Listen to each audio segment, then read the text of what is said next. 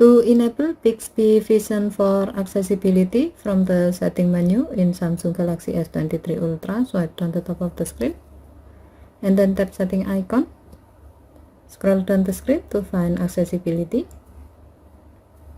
Tap accessibility and then tap spoken assistant.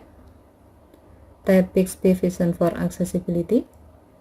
To turn it on, tap the on off switch until the switch turns blue. By default, all accessibility options for Bixby Vision are enabled. The options available are scene describer, object identifier, text reader, and color detector. You can choose which option you like to enable or disable. If the options are enabled, they will be shown in the accessibility tab while you are opening Bixby Vision. Okay, thank you for watching. Have a nice day.